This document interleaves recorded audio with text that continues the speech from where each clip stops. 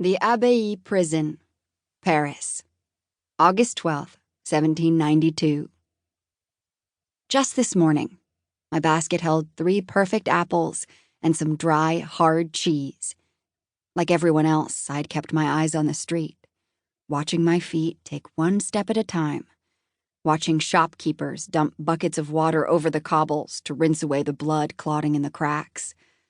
Blood was smeared in strange places: the trunk of a tree, the side of a horse, on the dress of a child's lost doll. There is always this eerie quiet after a night of bloodshed, the uncertainty. Who is in charge now? The lowered eyes searching. Who is still breathing? Just this morning, I had been looking for Jacques. I owed him an answer. He had promised me more than I deserved. Only last night, as the toxin rang its cold, metallic call to arms, I kissed him. I told him to be careful. Where is he now? This morning, his apartment was stiflingly hot, reeking of old dishes, buzzing with flies. I needed to find him, to answer him before I changed my mind. I needed someone to tell me I had made the right decision, even though a priest would call it the wrong one. But my choice was made. I had promises to keep. The streets were heating up, thickening with armed guards. It was so quiet. I did not look at faces, only shoes. I would recognize his black boots, speckled with drips of cobalt blue paint. I kept walking and walking until my feet found home, reasoning that Jacques would find me there more easily than wandering on the street. I went inside, took the apples and cheese upstairs, and sat at the kitchen table to wait. I practiced what I would say, whispering it to myself until my throat was sticky and dry, and my lips were cracked. When the fist pounded the door, I was ready. But it was not Jacques.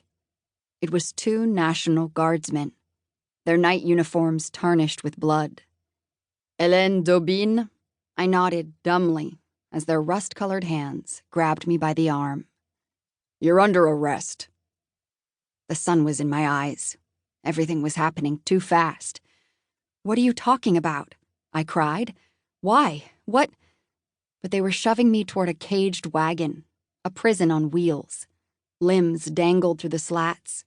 Moaning and wailing hung in the air of the otherwise quiet street like tendrils of fog. A man with torn clothes and no shoes put a key in the lock, and the door swung open. For me. What are my charges? You can't.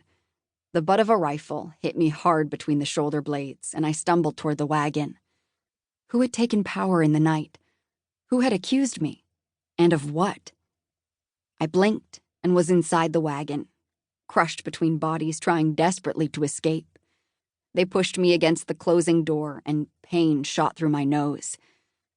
But I could see.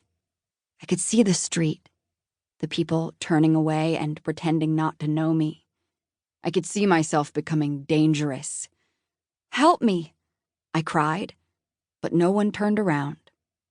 As the wagon lurched into motion, my face slammed the wooden slats again.